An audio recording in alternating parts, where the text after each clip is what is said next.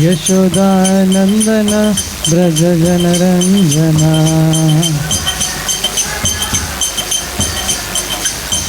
यमुना तीरा वनचारी यमुना तीरा वनचारी जय राधा माधव कुंज बिहारी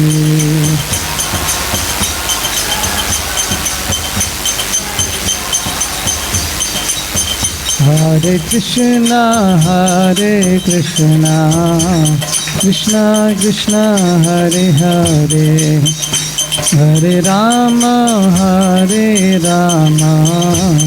राम राम हरे हरे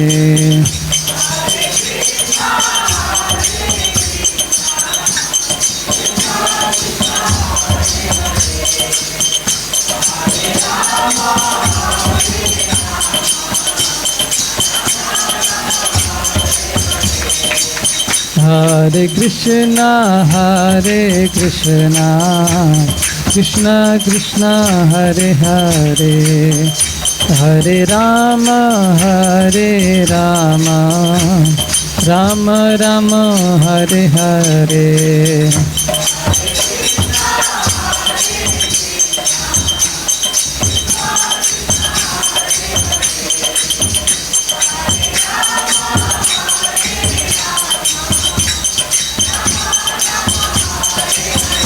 हरे कृष्णा कृष्णा कृष्णा हरे हरे हरे राम राम राम हरे हरे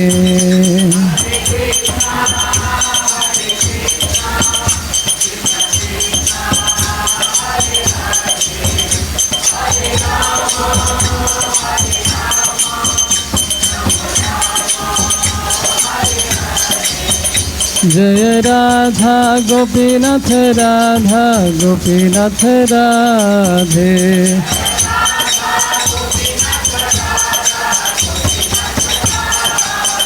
जय जगन्नाथ जगन्नाथ बलदेवा जय सुभद्रा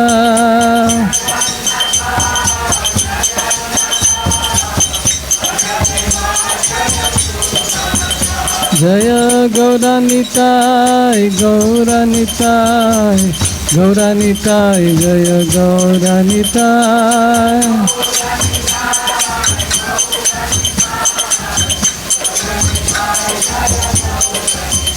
जय जय प्रभुपाद प्रभुपाद प्रभुपाद जय जय प्रभुपाद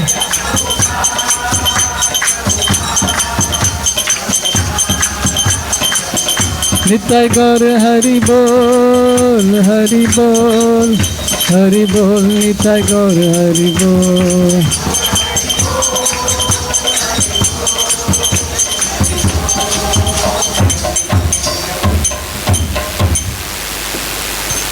हरि नाम संकीर्तन की जय। थोड़ा वॉइस क्वालिटी करेंगे क्या? ठीक से नहीं आ रहा है आवाज़। और ये भी एक हाइट इसका बढ़ना चाहिए। हाँ बढ़ता है। एक जन स्पीकर को पकड़ लेगा।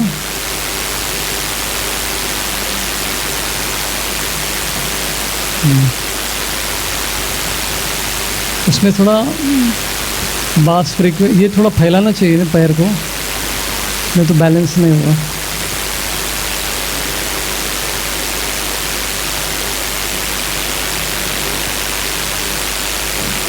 ऐसा खींचना पड़ता है ऐसा।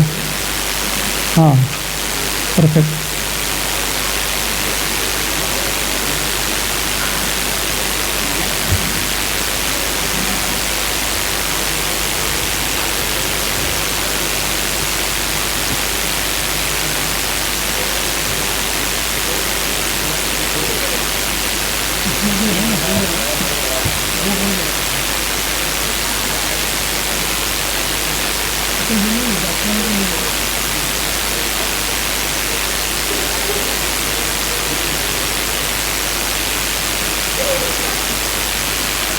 ओमज्ञानतिमिरन्धस्य ज्ञानाञ्जनाशलाकाय चक्षुरुन्मिलितं येन तस्मै श्रीगुरवे नमः। श्रीचैतन्यमनोभीष्टं स्थापितं येन भूतले स्वयं रूपा कदा मह्यं ददाति स्वपदान्तिकं। वन्देऽहं श्रीगुरो श्रीयुतापदकमलं श्रीगुरुं वैष्णवांश्च श्रीरूपां साग्रजातां सहगना रघुनाथान्वितां तं सजीवं साद्वैतं सावधूतं परिजनासहितं कृष्णचैतन्यदेवं श्रीराधा कृष्णपादान् सहगना ललिता श्रीविशाखान्वितांश्च। हे कृष्णा करुणा सिंधु दीनबंधु जगत्पते गोपेशा गोपिका कांता राधा कांता नमोस्तुते।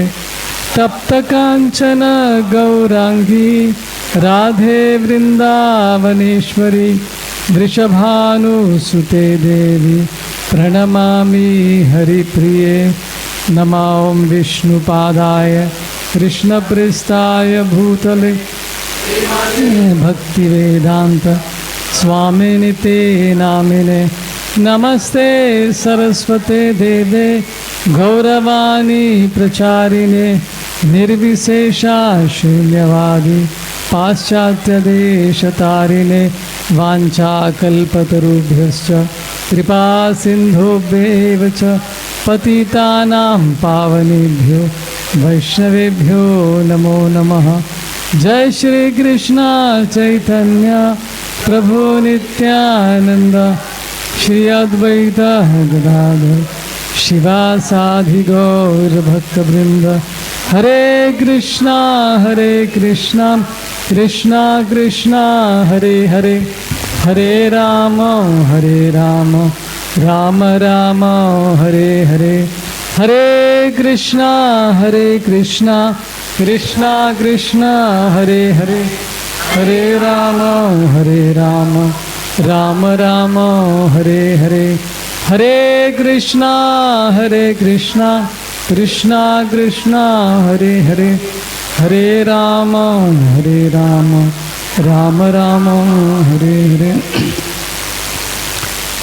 मुखं करोति वाचालं पंगुं लंघयते गिरिं यत्कृपातमहं वन्दे श्रीगुरुं दीनतारिणं परमानन्दमाधवं श्रीचैतन्यैश्वरम्।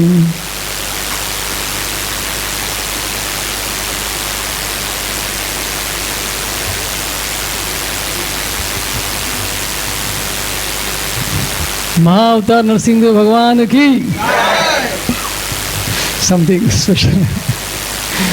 सो आप सभी का स्वागत है हमारे कांजूर मार्ग के साप्ताहिक सत्संग प्रोग्राम में।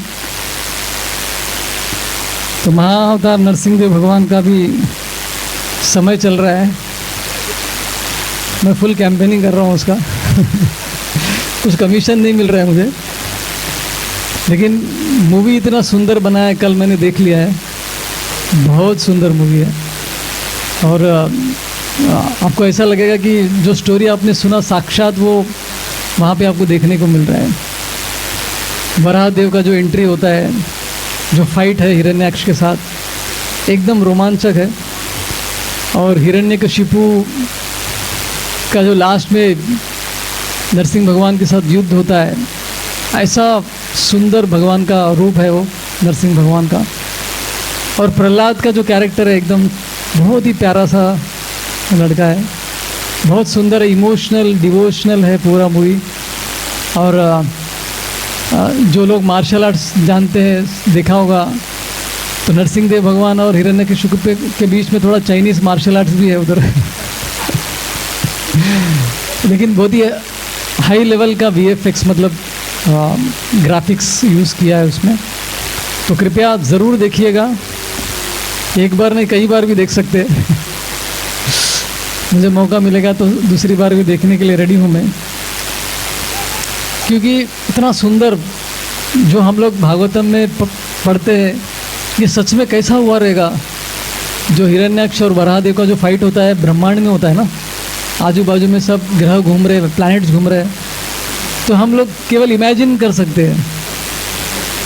ब्रह्मांड के दर्शन तो नहीं हुए हमारे, तो लेकिन यहाँ पे एक झलक देखने को मिलता है। इतना सुंदर बना है और भक्तों ने बनाया है इसको। राधा गोपीनाथ मंदिर के 2 भक्तगण हैं, वो प्रोड्यूसर्स है इसके। श्रीनाथ जी प्रभु के 2 बेटे वो प्रोड्यूसर्स है, कुशल देसाई और चैतन्य देसाई। और जो स्क्रिप्ट राइटर है इसके वो अपने बोरीवली के दीक्षित भक्त है, जय पूर्ण प्रभु। तो मतलब सब डिवोटी इन्वॉल्व है इसमें, लेकिन हाई क्लास मतलब हॉलीवुड को टक्कर देने वाला उसका ग्राफिक्स है, बहुत अच्छे से बनाया है। तो ये रहा मेरा कैंपेनिंग। अभी आते हम लोग वापस भगवत गीता पर, जो चर्चा हमने बहुत समय पहले स्टार्ट किया था। कौन से अध्याय में किसी को याद है?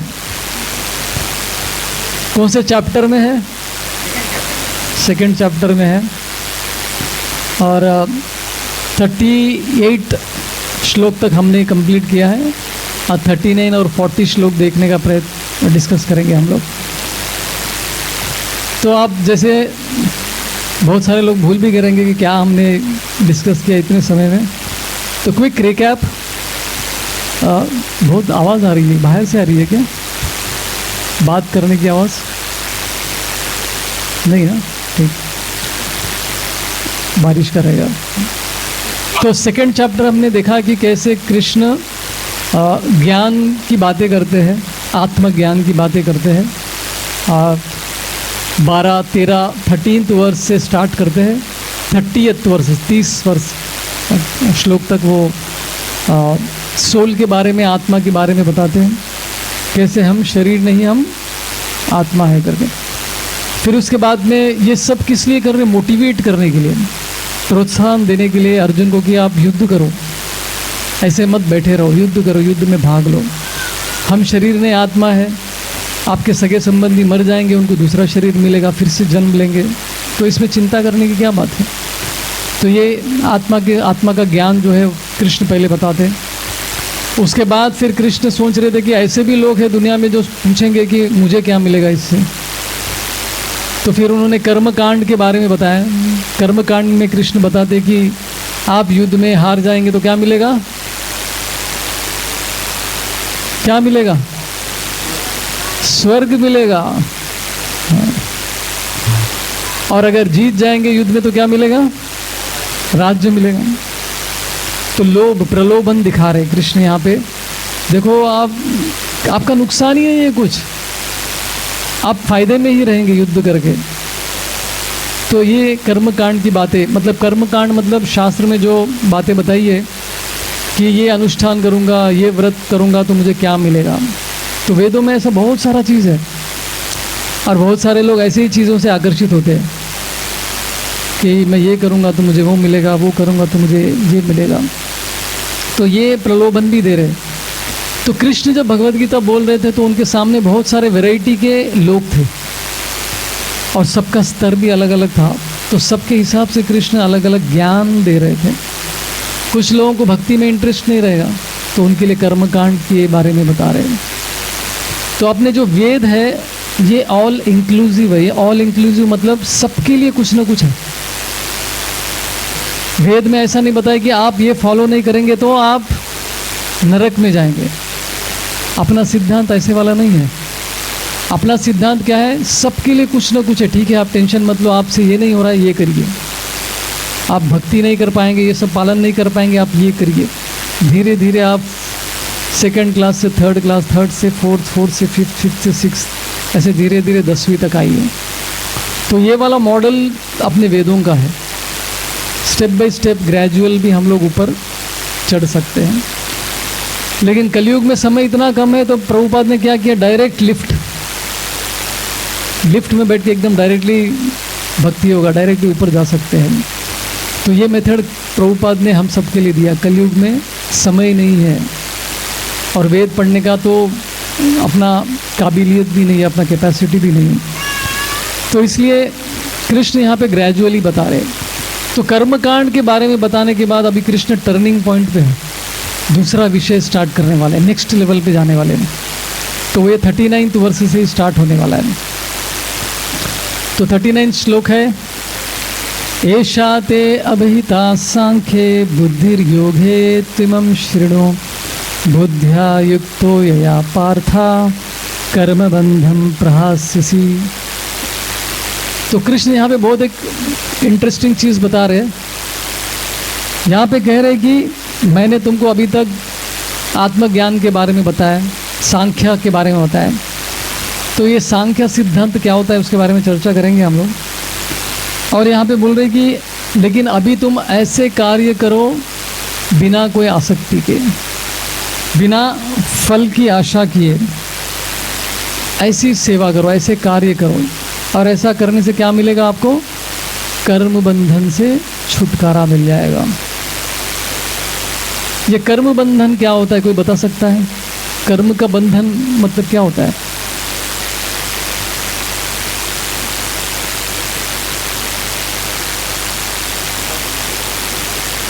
या फल से बंध जाएंगे हम लोग। अच्छे काम करेंगे, पुण्य के कार्य करेंगे तो हमको क्या मिलेगा?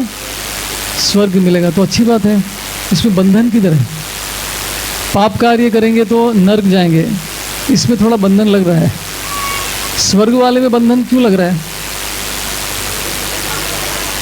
वो भी टेम्पररी है, वहाँ से भी हमको वापस आना है। कहाँ पे? एमईएस हॉल में। मतलब फिर से भक्ति चालू करना पड़ेगा ना। तो हम रहेंगे जाएंगे, लेकिन ये प्रोग्राम चलता रहेगा। क्योंकि प्रभुपाद ने कहा कि 10,000 साल तक इस्कॉन का ये चलता रहेगा, मूवमेंट चलता रहेगा। क्योंकि मूवमेंट शब्द में क्या है? मूवमेंट है, चलना चाहिए ना, तो चलता रहेगा। बस इसका फ़ायदा हमको अभी उठाना है। तो कर्म बंधन मतलब क्या है? आप उसके फल से बंध जाएंगे। अच्छा काम करेंगे तो उसको एंजॉय करने के लिए आपको फिर से इस जगत में आना पड़ेगा। बुरा काम करेंगे तो उसको झेलने के लिए, प्रॉब्लम, उसके लिए भी फिर से आपको जन्म देना पड़ेगा। तो जन्म मृत्यु के बंधन में फंस जाएंगे। पुनरपि जननम पुनरपि मरणम। तो इस तरह से साइकिल में घूमते रहेंगे। तो यहाँ पे कृष्ण क्या बोल रहे कि कार्य कैसे करना है? फल की आशा न करके, फल के प्रति आसक्ति न दिखाकर। ऐसा करने से क्या होगा? कर्म के बंधन से छुटकारा मिलेगा। नो मोर बर्थ, नो मोर डेथ। फिर से जन्म लेने की आवश्यकता नहीं। तो यहाँ पे सांख्य, एक्चुअली जो सेकंड चैप्टर है उसका नाम क्या है? जो बहुत सारे लोगों ने जो नाम दिया सांख्य योग है, लेकिन प्रभुपाद ने इसका नाम अलग दिया है, गीता का सार दिया है। इसका नाम, टाइटल अलग दिया है चैप्टर का, राइट। लेकिन एक्चुअली ये सांख्य योग है। यहाँ पे सांख्य मतलब क्या है? एनालिसिस, क्या बोलते हैं हिंदी में? विश्लेषण, एनालाइज करना सिचुएशन के बारे में। अभी आप में से कितने लोगों ने सोचा है कि हम शरीर नहीं आत्मा है? इससे क्या फ़ायदा? ये नॉलेज जानने के बाद किसी को कुछ फ़ायदा हुआ है यहाँ पर? इतना सुनने के बाद यहाँ पे कोई है जो शब्द बोल सकता है कि ठीक है भाई, हम शरीर नहीं आत्मा है? तो ये सुनकर, ये ज्ञान प्राप्त कर के कितने लोगों की ज़िंदगी में बदलाव आया है? यस विजय विष्णु प्रभु, क्या बदलाव आया है?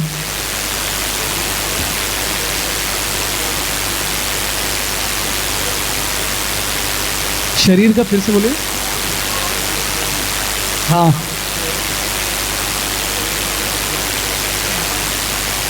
ओके।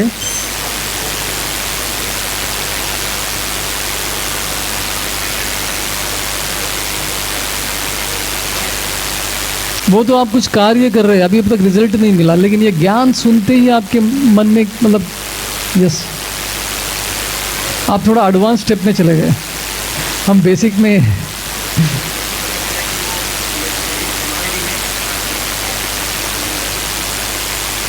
हाँ, तो उससे क्या फ़ायदा हुआ?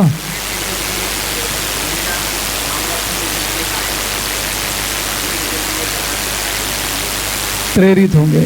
ओके, और कोई? मुकेश प्रभु, दामोदर गोविंद प्रभु, पहले बड़े बड़े लोगों को पूछते हैं। बहुत ही प्रैक्टिकल चीज़ है, कभी हमने सोचा नहीं, बस सुन रहे हैं, लेकिन कभी सबको मालूम है आंसर में जो बोलूँगा, अरे ये है क्या।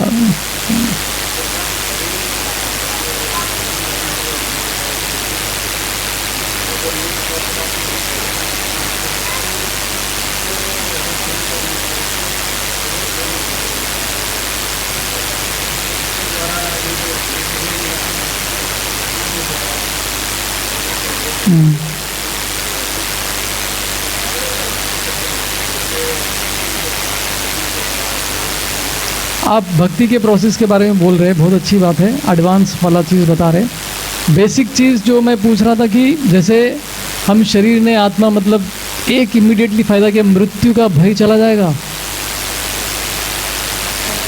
क्योंकि अभी मार्केट में, मतलब समाज में जो जानकारी हमको मिलती है, मतलब यही लाइफ है, इसमें ही सब कुछ करना है आपको, जितना एंजॉय करना है करो, जो करना है करो। तो लोग पाप कार्य भी कर दे, डरते भी नहीं उससे। क्यों? क्योंकि उनको लगता है कि यही लाइफ है, बस इसके बाद तो कुछ नहीं है। और फिर मृत्यु का भय बढ़ने लगता है, बुढ़ापे का भय बढ़ने लगता है। ये इमीडिएट इफेक्ट बोल रहा हूँ मैं। डेफिनेटली आप जो बोल रहे हो सब करेक्ट है, भक्ति करना पड़ेगा क्योंकि आत्मा के लेवल की एक्टिविटीज़ भी करनी है हमको। और दूसरा, आप में से कितने लोग आपको जो शरीर मिला है उससे खुश है? ऊपर हाथ ऊपर मिला, खुश है? मतलब कितने लोगों ने अभी सोचा कि मुझे शायद वो सलमान खान जैसा बॉडी या फिर दीपिका पादुकोणे जैसा शरीर मिलता तो शायद मैं ज़्यादा खुश होता? ऐसा कितने लोग सोचे होंगे कभी? एथलेटिक बॉडी, फिट बॉडी,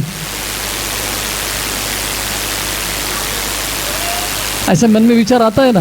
बोल नहीं रहे आप लोग, लेकिन सबके मन में है ऐसा। मतलब ये क्या इतना परेशान कर रहा है शरीर? थोड़ा अच्छा शरीर मिलता तो कितना अच्छा रहता, राइट? तो देखिए, ये शरीर से हम लोग इतने परेशान है, जैसे मालूम पड़ा कि हम शरीर ही नहीं है, अरे बाप रे, सेलिब्रेशन, खुशी की बात है, हम कुछ और है। जो परेशान होते थे हम लोग, वो खत्म हो जाएगा, हम कुछ और है। तो अभी उस पर ध्यान देना है। तो बेसिकली कृष्ण यहाँ पे आगे के लेवल में बता रहे हैं, कर्मकांड बताते हैं, आत्मा का ज्ञान कर्मकांड। अभी कृष्ण बोल रहे कि कर्मकांड में सब इतना कुछ बोल दिया कि आपको ये मिलेगा, वो मिलेगा, स्वर्ग मिलेगा, सब मिलेगा। अभी बोल रहे कि कुछ नहीं मिलेगा, उस पर ध्यान मत दो, अभी फल की आशा मत करो। पूरा मतलब दूसरा ही टॉपिक चालू कर दिया इधर। क्यों? कृष्ण एक लेवल ऊपर लेकर जा रहे हैं अर्जुन को, क्योंकि ऑडियंस में अलग सभी प्रकार के लोग हैं। वहीं पे अटकना नहीं है, कर्मकांड के लेवल पे अटक जाएंगे तो वहीं पे रह जाएंगे हम लोग। पुनरपि जननम पुनरपि मरणम में साइकिल में घूमते रहेंगे। एडवांस नेक्स्ट लेवल में जाना है तो कृष्ण बोल रहे कि अभी फल पे ज़्यादा ध्यान मत दो, अपने कार्य कैसे करो? ज्ञान में स्थित रहकर करो और डिटैचमेंट, बिना आसक्ति के करो। उससे क्या होगा? कर्म के बंधन से निकलोगे। क्योंकि कर्मकांड के लेवल तक, स्वर्ग तक कृष्ण क्या बोल रहे हैं? बार बार आना पड़ेगा ना, स्वर्ग जाएंगे तो फिर से आना ही पड़ेगा। कर्म बंधन से छुटकारा नहीं मिल रहा है वहाँ पे कर्म कांड में। लेकिन अभी अगले लेवल में कृष्ण बोले कि आपको कर्म बंधन से मुक्ति मिलेगी। ये एसेंस, सार है इस श्लोक का, राइट? तो बुद्धिमान व्यक्ति क्या है? दूर की सोचता है। बोलते कि अभी इमीडिएट रिजल्ट नहीं चाहिए मेरे को, स्वर्ग जाऊंगा फिर से वापस आऊंगा, क्या फ़ायदा है उसमें? मुझे कुछ तो परमानेंट चाहिए। तो बुद्धिमान लोग जो है परमानेंट चीज़ के पीछे भागते हैं, टेम्पररी चीज़ के पीछे नहीं भागते। तो लेकिन कृष्ण यहाँ पे बोल रहे कि आप कार्य मत छोड़ो, कार्य छोड़ो करके नहीं बोल रहे, क्योंकि कार्य करेंगे तो बंधन में फंसेंगे। तो उसी डर से बहुत सारे लोग कार्य नहीं करते। ज्ञानी लोग होते हैं, कार्य नहीं करते, बस ध्यान में लगे रहते हैं। लेकिन कृष्ण अर्जुन को बोले कि आप कार्य करो, लेकिन कैसे करो? बिना आसक्ति के और ज्ञान में स्थित। फल का त्याग करो, लेकिन कार्य का त्याग मत करो, दोनों में फर्क है। तो ये इंपॉर्टेंट चीज़ यहाँ पे बता रहे हैं। तो उसी को बुद्धि योगा करके कृष्ण बता रहे थे। बुद्धि, बुद्धि मतलब इंटेलिजेंस, विवेक बुद्धि जिसे हम कहते हैं, वो बुद्धि जो हमको भगवान के निकट लेके जाता है, जो चीज़ों को डीपर तरीके से समझने में मदद करता है, उस बुद्धि के बारे में बात कर रहे हैं। तो यहाँ पे इस चैप्टर में कृष्ण बुद्धि योगा बोलते हैं। बाद में यही बुद्धि योगा क्या बन जाता है, भक्ति योगा में कन्वर्ट हो जाता है। तो यहाँ पे कृष्ण मेरी पूजा करो, मेरी आराधना करो करके ये श्लोक में नहीं बोल रहे, बोले कि बुद्धि का प्रयोग करो। अभी तुमको पता चला तुम शरीर नहीं हो, आत्मा हो, तो ये बुद्धि का प्रयोग करके नेक्स्ट प्रश्न क्या होना चाहिए, तो आत्मा के कार्य क्या है, ये प्रश्न होना चाहिए ना।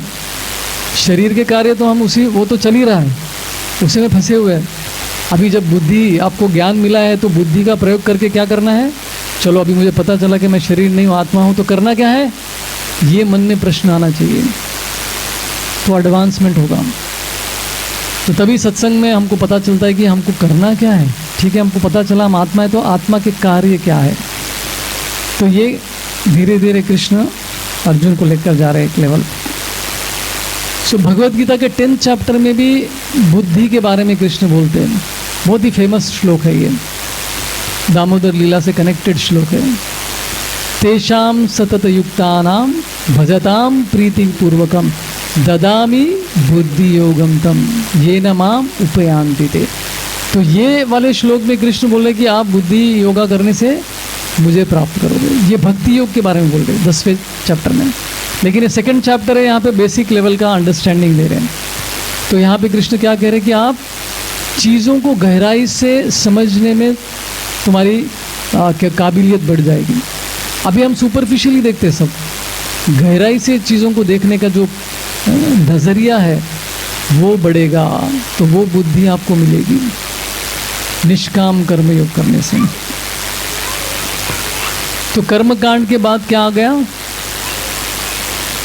निष्काम कर्म योग। तो निष्काम कर्म योग करने से हमको क्या मिलता है, हृदय का शुद्धिकरण होता है, राइट। ये इंपॉर्टेंट चीज़ है। और एक चीज़ हमको पता चलता है कि जब हम शरीर नहीं, आत्मा है, भगवान सब नियंत्रण कर रहे थे, हमको समझता है कि हम एंजॉयर नहीं है, हम भोक्ता नहीं है, हम लोग नियंत्रक नहीं है, कंट्रोलर नहीं है, और हम लोग प्रोपरेटर नहीं, मालिक नहीं है चीज़ों के, और हम करता नहीं है, करता नहीं मतलब डूअर नहीं। ये 4 चीज़ें हमको समझ में आती हैं। हमारे दुख का कारण क्या है, ये 4 चीज़ें ही है। कंट्रोल करने का प्रयत्न करते हैं। हर दिन हम लोग क्या चीज़ कंट्रोल करते हैं, अपने लेवल पे क्या क्या चीज़ें हम लोग कंट्रोल करने का प्रयत्न करते हैं। माँ बाप, आप क्या कंट्रोल करने का प्रयत्न करते हो बच्चों को, लेकिन सुनते हैं क्या, नहीं। और क्या क्या हम लोग चीज़ें करते हैं, ये खाने की इच्छा, वो खाने की इच्छा होती है, एंजॉय करने की इच्छा होती है, लेकिन कैपेसिटी कितना होता है, थोड़ा बहुत होता है। तो एंजॉयर भी नहीं है हम लोग, कंट्रोलर भी नहीं है, डूअर मतलब मेरे जीवन में जो हो रहा है मैं कर रहा हूँ इसलिए हो रहा है। ये कर्ता मेंटालिटी है, कर्ता, डूअर। ये भी हमारा प्रॉब्लम है, क्योंकि बहुत सारी चीज़ें हमारे कंट्रोल में नहीं है, लेकिन हम लोग सोचते कि मेरी वजह से दुनिया चल रही है, मैं मर जाऊंगा तो दुनिया रुक जाए, लेकिन दुनिया चलती रहती है। तो ये वाला चीज़ भी जो है हमको फंसा देता है। प्रोपरेटर मतलब मालिक, सबका मालिक मैं हूँ, मतलब ये मेरा फैमिली है, मैं इसका बॉस हूँ। हाँ, मैं ऑफिस में ये सब मेरे नीचे काम करते हैं, मैं इनका बॉस हूँ। तो बॉस का मेंटालिटी होता है, मालिक, प्रोपरेटरशिप, ओनरशिप। तो ये सब प्रॉब्लम्स की वजह से हम लोग इस भौतिक जगत में फंसे हुए हैं। तो 2 तरह के सक्सेस होते हैं, सफलता 2 तरह के होते हैं, एक एक्सटर्नल सक्सेस और एक इंटरनल सक्सेस। फॉर एग्जाम्पल, आप सभी लोग स्कूल और कॉलेज गए हैं, तो स्कूल में पढ़ाई करने से रिजल्ट क्या मिलता है,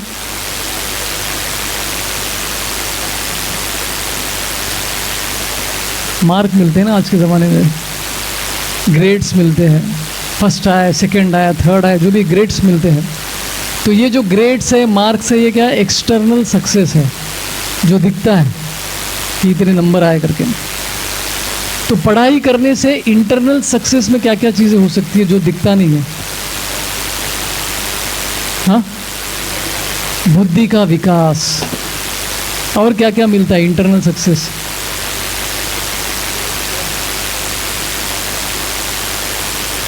कैसे? कॉन्फिडेंस कैसे?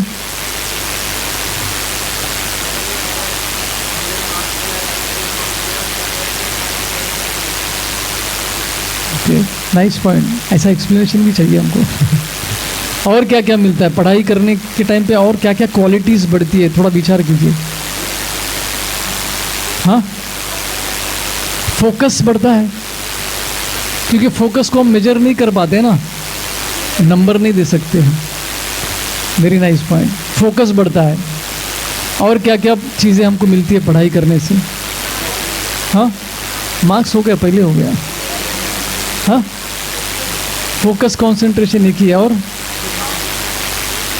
नॉलेज मिलता है, ज्ञान मिलता है, किसी ने बोला है पहले। और क्या मिलता है? डिसिप्लिन वर्ड के लिए वेट कर रहा था मैं, उनके लिए जोरदार तालियां। एक ऐसा क्वालिटी है जो टैंजिबल नहीं, मतलब दिखता नहीं हो, तो इसलिए कोई भी चीज़ में हम केवल एक्सटर्नल सक्सेस को नहीं देखना चाहिए। तो निष्काम कर्म योग से आपको भगवान प्राप्त नहीं होंगे, लेकिन इंटरनल सक्सेस मिलता है। उसमें क्या मिलता है? हार्ट का शुद्धिकरण होता है। ये पॉइंट में आपको समझाने के लिए इतना सब स्टोरी बोलना पड़ा आपको। तो दो तरह की चीज़ें होती है। कभी कभी हम लोग किसी कार्य में फेल होते हैं, लेकिन बहुत सारा चीज़ उससे सीखते हैं कि नहीं? लेकिन ये गड़बड़ हमने किया, लेकिन ये गड़बड़ से क्या हुआ? हमने बहुत कुछ सीख लिया। तो ये सब भी सक्सेस का भाग है, जिस पे हमारा फोकस ही नहीं जाता है। हम देखते हैं कि बस मेरे को रिजल्ट नहीं मिला।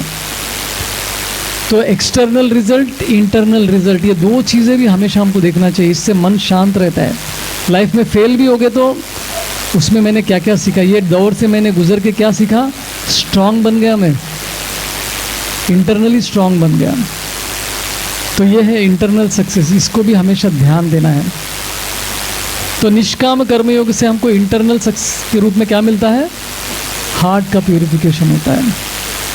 भले ही हमको मुक्ति प्राप्त नहीं हुई या स्वर्ग प्राप्त नहीं हुआ, लेकिन इंटरनल ट्रांसफॉर्मेशन होता है। भक्ति में आने के बाद कितने लोगों का हृदय का शुद्धिकरण हुआ और ट्रांसफॉर्मेशन हुआ? हाथ खड़ा कीजिए। आपके जीवन में चेंजेस आए कि नहीं? Positive changes. तो जिसके जीवन में आया प्लीज़ हाथ ऊपर कीजिए जोर से, अच्छे से, मुझे एंकरेजमेंट मिलेगा थोड़ा। Thank you. राइट।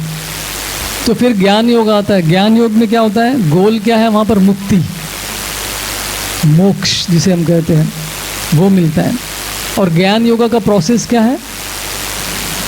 शास्त्र का पठन करना, वेदों का पठन करना। केवल किताबें पढ़ते रहते वो लोग, कुछ एक्टिविटी नहीं करते, कार्य नहीं करते। तो कृष्ण चाहते हैं कि अर्जुन ऐसे कार्य बंद न करे, कार्य करे, क्योंकि कृष्ण को क्या करवाना था? अर्जुन से युद्ध करवाना था। तो ज्ञान योग को एंकरेज नहीं कर रहे थे। बोले कि अर्जुन ठीक है, ज्ञान योगा अच्छा रहेगा, तुम कर भी सकते हो, लेकिन तुम मत करो, तुम कार्य करो, क्योंकि मुझे युद्ध में जीतना है और धर्म की स्थापना करना है। तो कृष्ण का ये एजेंडा है यहाँ पे। राइट। लेकिन कृष्ण हायर चीज़ भी बता रहे, कार्य करने के फायदे क्या हैं। तो इस तरह से धीरे धीरे कृष्ण इन चीज़ों के बारे में यहाँ पे 39 श्लोक में बता रहे हैं। तो शास्त्र में सांख्य योग, सांख्य फिलोसफी दो जगह पे आता है। एक नास्तिक कपिल करके है, कपिल मुनि दो है, एक नास्तिक वाले हैं और एक धार्मिक आस्तिक, मतलब एक भगवानी कपिल मुनि जो अपने श्रीमद् भागवतम में आते हैं। तो जो नास्तिक वाले हैं उन्होंने भी एक सांख्य फिलोसफी दिया है, जिसमें सांख्य मतलब क्या है? काउंट, गिनना। तो जैसे हमारे जो एलिमेंट्स है, हमारे कितने एलिमेंट्स है जिससे ये भौतिक जगत या फिर हमारा शरीर बना हुआ है? किसने कहा 24? हाँ, अभी उनको बोलना पड़ेगा 24 क्या है। 5 कर्मेंद्रियां। 5 कर्मेंद्रियां क्या है वो भी बताइए। प्रभु जी फंसा दिया है। हाथ, कान, कान नहीं आता इसमें, हाथ, पैर, एनस, जेनेटल और मुंह, ये 5 कर्मेंद्रिय जिससे हम कार्य करते हैं, कर्म इंद्रिय। और ये 5 हो गए। 5 ज्ञान इंद्रिय जिससे हम ज्ञान प्राप्त करते हैं, वो क्या है 5? दृष्टि, ICS नोज ऑर्गन्स है, देखना, दृष्टि, श्रवण सुनना, सूंघना स्मेल, टेस्ट और टच, ये 5 क्या है? ज्ञानेंद्रिय है। तो 10 हो गए, 24 में से केवल 10 हुए, और बाकी क्या है? हाँ, क्या चाहिए? मन, बुद्धि। मन और बुद्धि भी आएगा। मन तो आता ही है, मन को भूल गए आप लोग। हाँ, पंच महाभूत, आप पंच महाभूत बोले क्या, सॉरी। तो पंच महाभूत क्या है? इंग्लिश में बोलते हैं अर्थ, वाटर, एयर, फायर, ईथर। पंच महाभूत हो गए, तो 15 हो गए। और मन, मन तो है ना, मन बुद्धि तो है ही, तो कितना हुआ? 3 मिलाए तो कितना हो गया? 15 + 3 18 हो गए, और 6 बचे। और 5 क्या है? नहीं, तो हो गया। सेंस ऑब्जेक्ट्स बोलते हैं उसको। सेंस ऑब्जेक्ट मतलब जो विषय है, वस्तु है, सेंस ऑब्जेक्ट्स, जो सेंसेस को ये करता है, तो वो 5 चीज़ें भी आती हैं। तो कितने हो गए? 23 हो गए। तो एक बचा, वो क्या है? महातत्व प्रधान, जो टोटल मटेरियल वर्ल्ड उसको बोलते हैं। तो ये 24 एलिमेंट्स को जो एनालाइज करता है, जिसका विश्लेषण करते हैं ज्ञानी लोग करते हैं, मतलब कितना डिफिकल्ट प्रोसेस है। देखो, एक बार राधानाथ स्वामी महाराज और गौरांग प्रभु कहीं पे एक बिल्डिंग में जा रहे थे, तो एक जगह पे सीढ़ी था और एक जगह पे एलिवेटर था। तो शुरू की बात है, उस टाइम पे गौरांग प्रभु को डर लगता था एलिवेटर में, पता नहीं उतरते वक्त पैर फंस जाएगा ऐसा। तो उन्होंने क्या किया, सीढ़ी लेकर ऊपर गए और महाराज जो है वो एलिवेटर के साथ ऊपर गए। तो गौरांग प्रभु कंपटीशन में थे उस टाइम पे, नया नया जोश। तो महाराज से पहले मुझे पहुंचना है, तो सीढ़ी के ऊपर से भाग रहे थे, जोर जोर से स्पीड से भाग के पहुंच गए महाराज से थोड़ा पहले। तो महाराज ने बोला उनको, हाँ तो तुम ज्ञान योगा का प्रैक्टिस कर रहे हो, मैं देखो भक्ति योगा, डायरेक्टली लिफ्ट में आ गया। तो ज्ञान योगा का मार्ग क्या है? बहुत कठिन है, मेहनत करना पड़ता है। भक्ति योगा क्या है? एलिवेटर की तरह, लिफ्ट की तरह है, राइट। तो ये ज्ञानी वाला प्रोसेस बहुत डिफिकल्ट है, अपने लिए नहीं, भक्तों के लिए वो नहीं है। तो सांख्य ये 24 एलिमेंट्स के अलावा एक्चुअली 26 एलिमेंट्स है, 26 है। बाकी 2 कौन से हैं? वो एलिमेंट्स में नहीं आते, एलिमेंट्स के बाहर वाले हैं, आत्मा और परमात्मा। तो 26 कंप्लीट फिगर है ये। 24 मटेरियल एलिमेंट से 2 नॉन मटेरियल एलिमेंट्स है। तो सांख्य योगी क्या करते हैं? इसको एनालाइज करते हैं। जैसे आज के कौन करते हैं ऐसा? वैज्ञानिक लोग, साइंटिस्ट लोग क्या करते हैं? ये एलिमेंट्स को ही तो एनालाइज कर रहे हो। स्कूल में आपने देखा ना, एटॉमिक क्या नंबर्स, कितने एलिमेंट्स है? 118। हमारे टाइम पे कम थे, अभी बढ़ते जा रहे हो। सोडियम, पोटेशियम, ये सब रहते हैं ना एलिमेंट्स। तो लेकिन ये एलिमेंट्स को शास्त्र जो है कंडेंस करके ये 24 में ही सबको फिट कर दिया है। कितना बुद्धिमान है देखो हमारे लोग। साइंटिस्ट के उससे भी ज़्यादा बुद्धिमान लोग हैं। सब कुछ एनकैप्सुलेट कर दिया इस 24 चीज़ों में, राइट। तो ये एथिस्टिक सांख्य फिलोसफी, जिसमें भगवान कहीं भी नहीं है, जैसे आजकल के साइंटिस्ट क्या है, भगवान के बारे में कुछ बताते नहीं है। भगवान के बारे में बताएंगे तो क्या होगा, उनका धंधा बंद हो जाएगा। अरे भगवान है तो सब कुछ वही कर रहे, तो हमारा क्या काम है। तो इस तरह से वो एथीज़म को, नास्तिकतावाद को फैला रहे हैं आजकल के जो साइंटिस्ट है वो। That is a problem. लेकिन दूसरा सांख्य फिलोसफी जो कपिल मुनि, जिनकी माँ कौन है, देवहूति, तो उन्होंने ये जो सांख्य फिलोसफी दी है वो है भक्ति की ओर लेकर जाता है। भक्ति है एक्चुअली। तो उसके बारे में भी प्रभुपाद जी बताते हैं।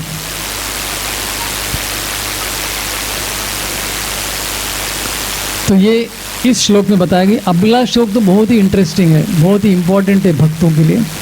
2.40 ये श्लोक भी हम लोग लेते हैं। नेहा विक्रमनाशोस्ति प्रत्यवायो न विद्यते स्वल्पमस्त, क्या है, स्वल्पमपि अस्य धर्मस्य त्रायते महतो भयात। तो इस श्लोक में कृष्ण बोल रहे कि, क्या बोल रहे हैं, इस कोशिश में, मतलब जो स्पिरिचुअलिटी के पथ में जो जाता है उस व्यक्ति का कोई नुकसान नहीं होता है। देयर इज़ नो लॉस, इसमें कोई नुकसान नहीं होता है। हरि बोल, बातें नहीं करना है, राइट। और उल्टा क्या होता है, जो भक्ति के पथ में चलता है वो बड़े से बड़े डेंजर से बच जाता है। भक्ति में पथ में आने के बाद सबसे बड़ा डेंजर जिससे हम लोग बच जाते हैं वो क्या है, नीचे योनि में हमको जन्म लेना नहीं पड़ेगा। जो भक्ति मार्ग में आ गए, कम से कम उनको अगर ठीक से भक्ति भी नहीं किया तो अगले जन्म में क्या मिलेगा, मनुष्य योनि मिलेगा, मनुष्य जन्म मिलेगा। और भारत में तो कंपलसरी मिलेगा, और क्या चाहिए। और हिंदू परिवार में ही मिलेगा। तो ये अभी हम दोनों की तुलना करते हैं मटेरियल स्तर पे। कुछ बोलना है? हाँ, सब लोग थोड़ा थोड़ा आगे आएंगे तो, क्योंकि बाहर बैठने का व्यवस्था नहीं है, बारिश का पानी है, कचरा है सब। धीरे धीरे सब लोग आगे आ जाइए ताकि पीछे कुछ लोगों को मिलेगा बैठने के लिए।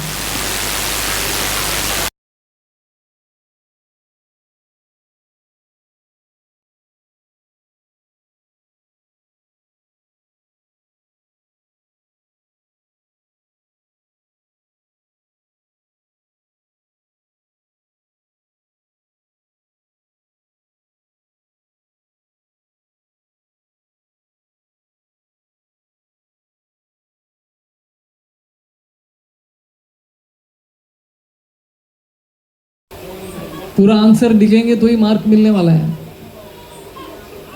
हाँ, सभी सब्जेक्ट्स में पास होंगे तो ही आप अगले क्लास में जा सकते हो, नहीं तो उसी क्लास में बैठना पड़ेगा। 100% कार्य कंप्लीट हुआ तो ही उसका फल आपको मिलता है, राइट।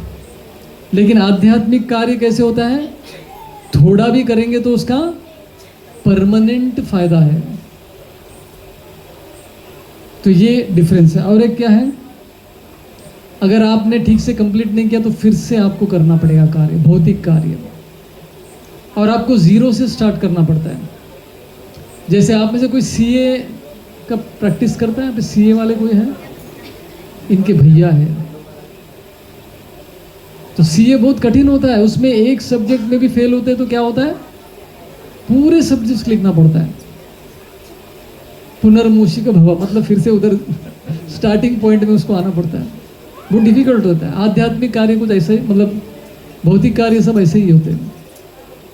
लेकिन आध्यात्मिक कार्य आपने कुछ प्रोग्रेस किया तो वो आपके लिए सेव हो जाएगा, वो डिस्ट्रॉय नहीं होता है, कैरी फॉरवर्ड होता है। कॉर्पोरेट वर्ल्ड में उसको क्या बोलते हैं, प्रिविलेज लीव्स बोलते हैं ना। अगले साल भी वो कैरी फॉरवर्ड होते हैं, प्रिविलेज लीव्स। लेकिन उसका भी लिमिट ही होता है कुछ तो, 40 के ऊपर गए तो फिर वो वेस्ट हो जाता है, ऐसा कुछ तो रहता है। तो ये है दोनों में अंतर। और भौतिक कार्य का जो रिजल्ट आपको मिलता है वो उसका अंत कैसे होता है, शरीर के अंत से वो भी अंत हो जाएगा। लेकिन आध्यात्मिक कार्य का बेनिफिट, शरीर अंत होने के बाद भी वो आपके साथ ही सेव्ड रहता है, मेमोरी एकदम स्ट्रांग है उसका। तो आगे के जीवन, नेक्स्ट जीवन में भी आपको उसका लाभ मिलेगा। देखो क्या स्कीम बनाया भगवान ने। आज के ज़माने में कोई चीज़ आगे कैरी फॉरवर्ड कौन सा होता है? तो ये आध्यात्मिक कार्य है। इसी का मतलब है कि आप भक्ति के कार्य में थोड़ा भी क्यों ना हो करेंगे तो उसका परमानेंट लाभ मिलेगा, इसमें कोई नुकसान नहीं है। भले ही हम ठीक से कर रहे नहीं कर रहे, लगे रहो, करते रहो, एक दिन कमिटमेंट बढ़ेगा, एक दिन अच्छे से हम लोग भक्ति कर पाएंगे। तो ये चीज़ बता रहे हैं। तो अजामिल की कहानी आती है, सबको पता है कहानी कि कैसे अजामिल एक समय में एकदम धार्मिक जीवन बिता रहे थे, भक्तिमय जीवन उनका था, सब कुछ अच्छे से कर रहे थे, धार्मिक थे, हर दिन पूजा पाठ करते थे, वेदों का पठन करते थे, गुरु की सेवा, माता पिता की सेवा करते थे, इस तरह से उनका जीवन चल रहा था अच्छे से। तो सडनली एक दिन क्या है, उनका राह भटक गया, गलत संग में वो क्या हो गए, पाप कार्य करने लगे, डिविएट हो गए पूरा एकदम। कभी कभी भक्तों के जीवन में भी ऐसा हो जाता है दुर्भाग्यवश। 16 माला करने वाले लोग भी ऐसे बहुत सारे लोग हैं जो भटक गए हैं, राह इन्फ्लुएंस्ड हो गए, माया के प्रभाव में आ गए। लेकिन भगवान जो है ऐसे लोगों को छोड़ते नहीं है। अरे इसने इतना किया है तो मैं इसको फिर से मदद करूंगा, फिर से मदद करूंगा। तो इस तरह का भगवान का प्लान निरंतर चलता रहता है, हमको कैसे हेल्प करें। तो अजामिल के जीवन में क्या हुआ, मृत्यु के समय पे क्या हो गया, वो नरक जाने वाले थे। इतना पाप करने के बाद तो आदमी नरक जाएगा ही ना। ठीक है, भक्ति तो किया है लेकिन दोनों का लाभ मिलने वाला था उनको। लेकिन उनको लेने के लिए कौन आ गए थे? पहले तो यमदूत आ गए थे, क्योंकि ये तो पापी है, इतना पाप किया है। उससे पहले उन्होंने क्या अच्छे काम किया वो यमदूत ने देखा नहीं, तो इसने तो बहुत पाप कार्य किए, तो यमदूत आ गए। लेकिन उन्होंने नारायण का नाम लिया, क्योंकि उनके संस्कार थे पहले के। बेटे का नाम भी नारायण था, तो बेटे को पुकारते पुकारते उन्होंने भगवान को पुकार लिया। तो उसका फायदा मिल गया, उसको क्या हो गया, उनको दूसरा जन्म मिल गया। आप में से कोई है यहाँ पे जिनको दूसरा जन्म मिला है? मतलब एक्सीडेंट में मरते मरते बच गया, ऐसे कोई है? ये माता जी है यहाँ पर, कभी फुर्सत में स्टोरी सुनेंगे आप। ऐसे बहुत लोगों की कहानी है, मतलब मरते मरते उनको बच गए, मतलब ऐसा लगे कि लाइफ में दूसरा जन्म मिल गया उनको। तो अजामिल के साथ ऐसे ही हुआ, मरने ही वाले थे वो, लेकिन कुछ संस्कार की वजह से बच गए दूसरा, और 12 साल एक्सटेंशन हो गया उनका। हमारे जीवन में ऐसा एक्सटेंशन होगा कोई गारंटी नहीं है। कभी कभी बड़े बड़े अफसर लोग भी रिटायरमेंट होने के बाद भी ऑफिस वाले बोलते हैं आप थोड़ा और साल कीजिए। नेवी में होता है ना, डिफेंस में होता है ये, और कुछ साल कीजिए, आप अच्छा कार्य करते हो, एक्सटेंशन मिल जाता है, अधिकतर मिलता नहीं है। तो अजामिल को क्या मिल गया, एक्सटेंशन पीरियड मिल गया। इतना गड़बड़ करने के बाद भी एक्सटेंशन पीरियड मिल गया, क्यों? क्योंकि उन्होंने पहले भक्ति की थी, नेहा भी क्रमनाशुस थी, उसका फायदा उनको मिल रहा था। तो 12 साल में उन्होंने क्या किया, एकदम केवल भक्ति के कार्य, एक्सक्लूसिव, सब कुछ छोड़ छाड़ के वो हरिद्वार चले गए, और वहाँ पे केवल भगवान का ध्यान, स्मरण, भगवान के विषय के बारे में चर्चा। और उसी 12 साल के अंत में क्या हो गया, फिर से वही विष्णुदूत आए उनको लेने के लिए, भगवत धाम लेने के लिए आए, लेकर जाने के लिए आए। साउथ इंडिया की भी एक कहानी है जहाँ पे हमको समझ में आता है कि हम जो भी कार्य करते हैं भक्ति को वेस्ट नहीं जाता है। जैसे हमने एक स्टोरी चर्चा की, आपको याद है आल बंदार करके स्टोरी, एक छोटे बच्चे की कहानी, 3 प्रश्न करता है वो, फेमस स्टोरी। कलयुग का मेमोरी है, किसी को याद नहीं रहता है, और इसी का फायदा हमको भी होता है, बार बार वो स्टोरी बोल सकते हैं। तो छोटा सा लड़का जो है, बचपन में उनके पिता की वजह से वो, उसके संस्कार अच्छे थे, गीता के पूरे श्लोक पाठ थे उनको, उनका नाम था यमुनाचार्य। तो फिर बाद में वो राजा बन गए, कम उम्र में ही उनको राज्य पाठ मिल गया था। तो राज्य पाठ में इतने खो गए कि बचपन में जो उन्होंने किया भक्ति वो सब भूल गए। तो राज्य पाठ में पूरा उनका समय चला गया। तो यमुनाचार्य के जो दादा थे, नाथ मुनि करके थे, तो वो तो धार्मिक थे, उन्होंने बचपन में अपने पोते को संस्कार दिए थे। तो उनको लगा कि अरे ये इसको फिर से राह में लेकर आना है, फिर से मार्ग में लेकर आना है, क्या करे।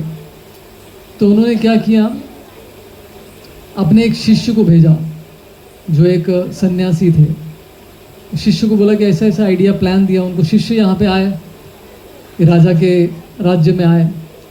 तो हर दिन जो है ये जो साधु थे वो क्या करते थे, राजा का जो किचन था उसमें जो हेड कुक थे उनको जाके एक सब्जी देते थे, शाक वाला सब्जी, लीफी वेजिटेबल, स्पेशल एक वेजिटेबल था, उसका नाम मुझे याद नहीं आ रहा है। तो बोलते कि ये बहुत सेहत के लिए अच्छा है, आपके राजा का हेल्थ अच्छा रहेगा ये खाने से। तो वो कुक जो है राजा के लिए वो डिश बनाता था, हर दिन जो है ये रोज़ लेकर आता था, राजा के लिए देता था। तो ऐसा कई दिनों तक चला, कई महीनों तक चला। तो एक दिन अचानक से ये साधु जो है गए नहीं, सब्जी देने के लिए नहीं गए। तो राजा जब खाने के लिए बैठे तो सब्जी नहीं था। तो पहली बार उन्होंने इंक्वायर किया कि भाई ये सब्जी आज क्यों नहीं, रोज़ मिलता है, ये इतना अच्छा टेस्टी है और पौष्टिक भी है। तो पहली बार उनको लगा कि ये भैया क्यों नहीं आया। तो वो अपने कुक से पूछते कि भाई ये सब्जी क्यों नहीं आया। तो वो बताते कि ऐसा एक व्यक्ति है, एक साधु है, रोज़ ला के देते थे तो बनाता था। तो बोले कि ये साधु कौन है, मेरे को नेक्स्ट टाइम मिलना है, उनको लेकर आओ। तो अगली बार जब ये साधु ये सब्जी लेकर आते हैं तो बोलते कि राजा आपसे मिलना चाहते हैं। तो साधु मन में सोचते कि इसी के लिए तो वेट कर रहा था मैं। तो उनका प्लान था राजा से मिलने का। तो फिर आते हैं, राजा के समक्ष आते हैं। तो राजा को बोलते कि देखो आपके लिए मैं ये कर रहा था। तो फिर बोलते कि देखो मेरे पास है ना, आपके पास ये शाख है जो मेरे को इतना ये कर रहा है, आपके पास तो और भी बहुत कुछ रहेगा जो मेरे फ़ायदे का रहेगा। बोले हाँ, मेरे पास एक्चुअली बहुत प्रॉपर्टी भी, आपके दादा ने एक प्रॉपर्टी आपके लिए छोड़ के गए, ऐसा बोलते। तो राजा भी सोचने लगता कि मुझे भी राज्य का विस्तार करने के लिए पैसा चाहिए, धन चाहिए। तो सभी सही समय पे आ गए। अभी अचानक आपके जीवन में कोई व्यक्ति आया, बोला अरे आपके एक रिलेटिव ने आपके लिए इतना छोड़ के गए, खुश होंगे कि नहीं आप लोग, नाचेंगे। मतलब सडनली प्रॉपर्टी आपको मिल रहा था और क्या चाहिए। तो राजा का ऐसा ही कुछ हुआ यमुनाचार्य ने। तो बोले कि बहुत ट्रेजर है, बहुत ट्रेजर है, लेकिन आपको अकेले मेरे साथ चलना पड़ेगा वहाँ पे, और किसी को लेकर नहीं जा सकते। बोला ठीक है। तो लेकिन वो जो ट्रेजर है वो 7 गेट्स पार करके जाना पड़ेगा, 7 गेट्स। फिर उसके बाद में वहाँ पे बहुत बड़ा सर्प भी बैठा है जो उसकी रक्षा कर रहा है, तो वहाँ से हमको लाना पड़ेगा। तो इतना प्रॉपर्टी, इतना सेफ्टी, मतलब बहुत अच्छे से सुरक्षा इसकी रखी है, ठीक है। तो मैं आता हूँ आपके लिए, आपके साथ आता हूँ। तो ये साधु के साथ वो भी वॉक करते हुए निकले, वो ट्रेजर मतलब धन की खोज में जो उनके दादाजी छोड़ कर गए थे। तो चलने लगे, चलते चलते साधु ने बोला कि चलो चलते चलते टाइम पास करते हैं कुछ, तो मैं आपको कुछ शास्त्र से बताता रहता हूँ। तो हर दिन जो है वो भगवद गीता के श्लोक उनको बोलने लगे, रोज भगवद गीता के बारे में सब चर्चा चलने लगी। तो धीरे धीरे यमुनाचार्य जो बचपन में सब सीखे वो सब याद आ रहा था उनको। तो उनको लगने लगा था कि मैं ये क्या जीवन जी रहा हूँ और मेरा क्या जीवन था बचपन में। तो फिर से वो रिवाइव हो गया और सब होने के बाद फाइनली उस जगह पर पहुंचे जहाँ पे वो धन संपत्ति था। और वो गांव कौन सा था, वो श्रीरंगम। श्रीरंगम में कितने भगवान के मंदिर से पहले कितने दीवार आती है, कितने गेट्स आती है, 7 गोपुरम आते हैं। और उसके बाद जो शाम जहाँ पे बैठा है वो कौन है, अनंत शेष है। और रंगनाथ जी जो उसके ऊपर लेटे हुए हैं। तो ये ट्रेजर दिखाने के लिए लेकर आए हो। तो ये सब सुनने के बाद किसी को भी गुस्सा आ रहा है, तुम क्या बोल के और क्या दिखा रहे हो? नहीं, क्योंकि रास्ते में चलते चलते क्या हो गया, उनका हृदय का परिवर्तन हो गया, रिवाइव हो गया। तो उन्होंने जो बचपन में भक्ति की वो वेस्ट नहीं, वो परमानेंट इफेक्ट था। तो भगवान ने उनके जीवन में ऐसा अरेंज कर दिया कि आगे जाके फिर से उनको उनके जीवन में ऐसा व्यक्ति आया जो फिर से उनको उस पद पर लेकर आया। तो ये गारंटी कृष्ण दे, अगर इस जन्म में भी नहीं मिला तो नेक्स्ट जन्म में क्या होगा, ये भी गारंटी दे रहे कृष्ण 6th चैप्टर में बताते। शुचिनाम श्रीमताम गेहे, अगर आपने भक्ति थोड़ा बहुत भक्ति कर लिया तो आप अमीर घराने में आपका जन्म होगा, अंबानी के घर में, अडानी के घर में जन्म हो जाएगा आपका। लेकिन उनके बच्चे कितना भक्ति प्रैक्टिस कर रहे पता नहीं, राइट। लेकिन ये प्रोविज़न, ये सुविधा भगवान देते ताकि आप लोग भक्ति में समय बिता सके। नहीं तो हमारा स्ट्रगल तो पैसे कमाने में ही चला जाता है, मेहनत पूरा। या फिर आपने अच्छे से भक्ति किया तो अगले जन्म में आपको वैष्णव के घर में जन्म मिलेगा। मतलब डे 1 से आपका भक्ति चालू हो गया, आपको सब कुछ प्रसाद ही मिलता रहता है। बच्चों को जो भी खिलाए प्रसाद, और क्या चाहिए आपको। तो ये कृष्ण गारंटी देते हैं। तो ये श्लोक यहाँ पे ये बता रहा है, नेहा विक्रमनाशोस्ति प्रत्यवाय न विद्यते स्वल्पम अप्यस्य धर्मस्य त्रायते महतो भयात। अगर भक्ति नहीं करेंगे तो जो भय है वो क्या है, नीचे की योनि में भी हमको जन्म मिल सकता है, मनुष्य जन्म नहीं मिलेगा। तो वो तो डेंजर है। भक्ति हम किस जन्म में कर सकते हैं, केवल मनुष्य जन्म में ही भक्ति कर सकते हैं। जानवर के शरीर में हम भक्ति क्या करेंगे, हम लोग कुछ नहीं कर पाएंगे, राइट। तो समय बहुत इंपॉर्टेंट है। तो जो भी समय है उसमें हमको भक्ति करना है, क्योंकि वो इकट्ठा करना है, उसका फायदा हमको लेना है। जब पांडवों के लिए कृष्ण जाते हैं दूत बनकर दुर्योधन के पास, 5 गांव देने के लिए बोलते हैं, तो दुर्योधन क्या बोलता है उस समय पे, सुई के नोक उतना जगह भी मैं पांडवों को नहीं दूंगा। लेकिन दुर्योधन उस समय पे भूल गया कि वो मरने के बाद उस सुई के नोक उतना जगह भी वो लेकर नहीं जा सकता है। उसके ऊपर उसकी ध्यान नहीं गई थी, उसको नहीं दूंगा लेकिन तुझे भी तो नहीं मिलने वाला है। Time is so powerful. जो हम जिस चीज़ों के पीछे लगे हुए हैं, एक दिन वो छूटने वाला है, राइट। तो ये चीज़ इस श्लोक में बताई गई है।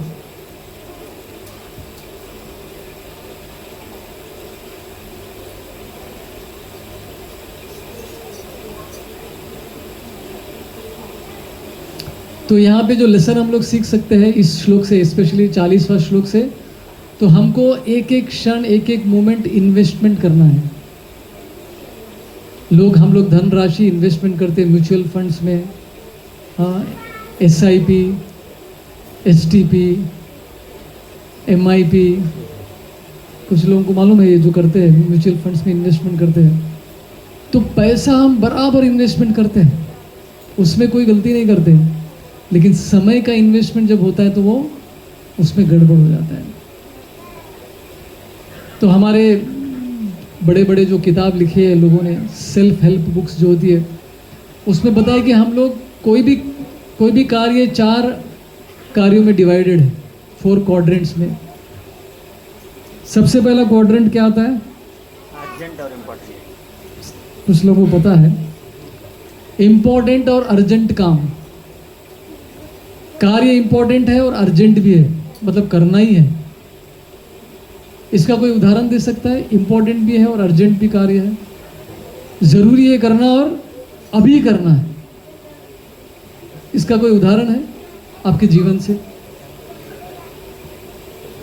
सुदामा प्रभु कह रहे हैं कि एग्जाम से पहले पढ़ाई, मतलब कितने पहले, 1 दिन पहले, जो मैक्सिमम लोग करते हैं। आप थोड़ा शरीफ है, सही बोल रहे हैं, ठीक है। 1 दिन पहले जो पढ़ाई करते हो क्या है, इंपॉर्टेंट पढ़ाई करना इंपॉर्टेंट है, नहीं तो फेल हो जाएंगे। लेकिन क्या हो गया, वो अर्जेंट हो गया।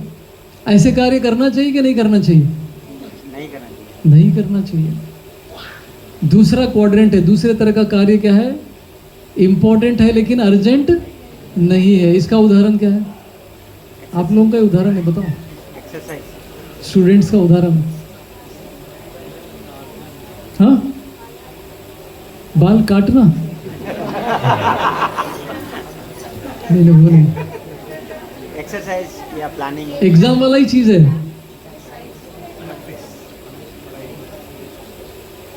ठीक से बताओ, ठीक है, बड़े लोग बताइए, हेल्थ रिवीजन। बताओ रिवीजन क्या बोल रहे हो? स्ट्रिक्ट टीचर का प्रोजेक्ट पहले बना है ना, तो मार्क ये अपने अनुभव से बता रहे हो। इंपॉर्टेंट है लेकिन अर्जेंट नहीं है, कोई तो एग्जांपल बताओ एक। रेगुलर स्टडीज कौन बताए? परफेक्ट, मतलब पढ़ाई कब स्टार्ट किया आपने? सेमिस्टर स्टार्ट हुए जब, मतलब आपका ईयर स्टार्ट हुआ तब से पढ़ाई चालू कर दिया। क्योंकि पढ़ाई करना इंपॉर्टेंट है, लेकिन आप अर्जेंसी में नहीं गए वो कार्य, मतलब आपके पास समय है, आप अच्छे से पढ़ाई कर सकते हो। जैसे कोई एप्लीकेशन फॉर्म भरना होता है, इंपॉर्टेंट और अर्जेंट वाले में क्या होता है, अरे कल लास्ट डेट है और जल्दी जल्दी भरो। अरे आपने क्या भरा उसका देख के फिर हम भी नाम भी उसका ही लिख देते कभी कभी। तो अर्जेंट वाले चीज़ में क्या होता है, गलतियां होती है। अपना नाम लिखने का उसका ही लिख दिया, चीट मतलब कॉपी कर रहा है ना। तो लास्ट में एक दिन पहले सबमिशन करना है तो आप जागृत हो जाते हैं, तो फिर वो क्या होता है, गड़बड़ होता है, ये कार्य नहीं था। वही एप्लीकेशन फॉर्म आपको 1 महीने पहले मिला था, तभी भर दिया, आराम से दे दिया, कोई टेंशन ही नहीं है, कोई मिस्टेक भी नहीं है। तो ये सेकंड क्वाड्रेंट है, इंपॉर्टेंट एंड नॉट अर्जेंट। तीसरा क्वाड्रेंट क्या है?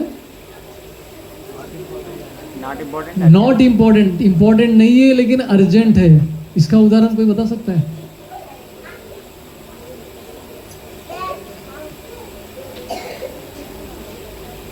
बुद्धि का प्रयोग कीजिए। पार्टी। हाँ, पार्टीज। पार्टीज जाना इंपॉर्टेंट नहीं है, अर्जेंट है।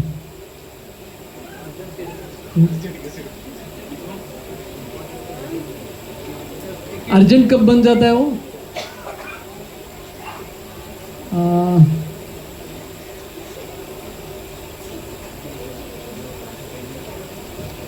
एक एग्जाम्पल जो मैं, ज़्यादा लोग इसमें एग्जाम्पल दे नहीं पाते, मैं ही दे देता हूँ। एग्जाम्पल क्या है, मूवी देखना, मतलब महाअवतार नरसिम्हा को छोड़ के दूसरे जो मूवीज है, तो मूवी देखना इम्पोर्टेंट है कि नहीं है? गंभीर क्वेश्चन है ये। भक्तों के समूह में हम लोग नहीं बोलते हैं, ठीक है, इम्पोर्टेंट नहीं। लेकिन अभी मूवी जो है अगले 1 घंटे में स्टार्ट होने वाला है, और मूवी कहाँ पे चल रही है? चर्च गेट में चल रही है, नारीमन पॉइंट में। तो वो चीज़ क्या हो गया, अर्जेंट है, भागना है मुझे, भागना है, भागना है। कार्य इंपॉर्टेंट नहीं है लेकिन अर्जेंसी में परिवर्तित हो गया, भागना है मुझे, भागता रहता है, फिर दौड़ता रहता है। मैक्सिमम लोग है ना, ये कार्य करते रहते हैं, इंपॉर्टेंट कार्य नहीं लेकिन भागते रहते हैं हम लोग, ये करना है, वो करना है। लोकल ट्रेन में क्या होता है, अर्जेंसी रहता है ना, ये ट्रेन मिस हो गया मतलब ऐसा है कि उसका जान चला गया, अभी टेंशन में आ जाता है, भाग भाग के जो है ट्रेन पकड़ता है, वही ट्रेन वही टाइम का ट्रेन पकड़ना है। तो most of the Mumbai people जो है अर्जेंसी वाला लाइफ ही जी रहे हैं। अभी सबसे लास्ट तो बोलने की जरूरत नहीं, नॉट इंपॉर्टेंट, नॉट अर्जेंट। इसका उदाहरण तो बोल सकते हैं आप लोग, क्या है?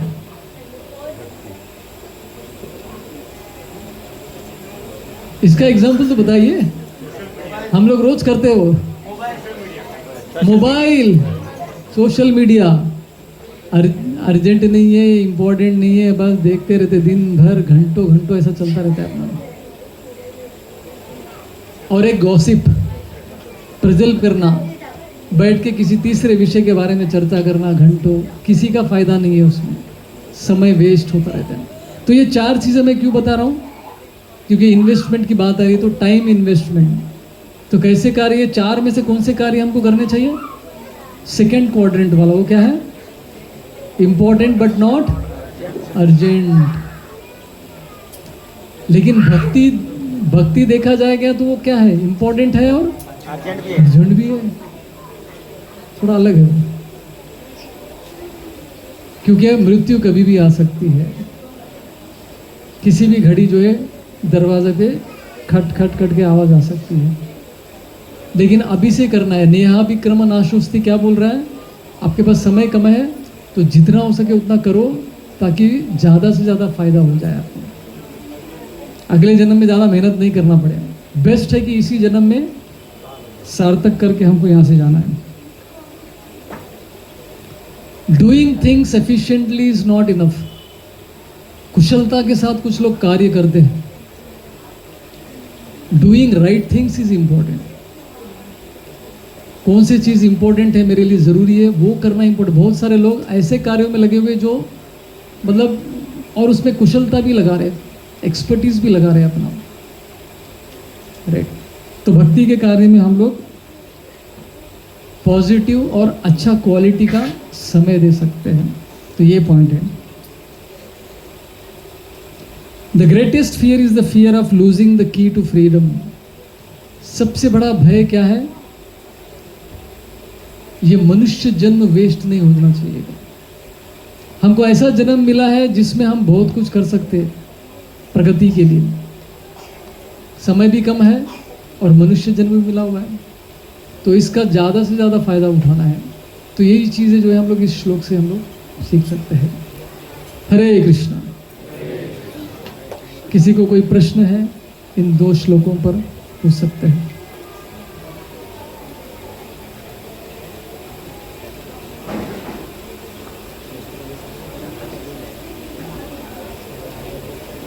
नो क्वेश्चंस, क्योंकि बीच में हमने इतना क्वेश्चन पूछ लिया तो भी, और आपने इतना बोला भी है। तो thank you all very much. Hare Krishna. ग्रंथराज श्रीमद् भगवद गीता की, गीताई गौर प्रेमानंदे।